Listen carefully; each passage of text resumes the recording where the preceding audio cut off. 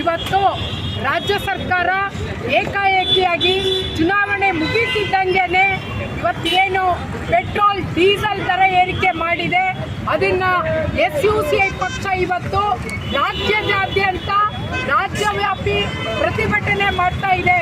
ಇದು ಜನರ ಒಂದು ಗಾಯದ ಮೇಲೆ ಮತ್ತೊಂದು ಬರೆ ಎಳೆದಂತಾಗಿದೆ.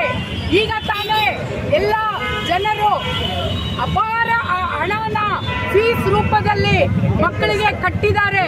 ಈ ಒಂದು ಸಂದರ್ಭದಲ್ಲಿ ಈ ಒಂದು ಪೆಟ್ರೋಲ್ ಡೀಸೆಲ್ ದರ ಏರಿಸಿದರೆ ಇದರ ಮೂಲಕ ಸಂಪೂರ್ಣವಾಗಿ ಎಲ್ಲ ಒಂದು ಅಗತ್ಯ ವಸ್ತುಗಳ ಮೇಲೆ ಕೂಡ ಇದರ ಪರಿಣಾಮ ಬೀಳುತ್ತೆ. ಎಲ್ಲ ವಸ್ತುಗಳು ಕೂಡ ದುಬಾರಿ ಆಗತ್ತೆ. ಆದ್ರಿಂದ ಪೆಟ್ರೋಲ್ ಡೀಸೆಲ್ ದರ ಏರಿಕೆನ ಈ ಕೂಡಲೇ ಹಿಂಪಡಿಬೇಕು ಅಂತ ಒತ್ತಾಯಿಸ್ತಾ ಇದ್ದೀವಿ. ಇದರ ಮೂಲಕ SUCI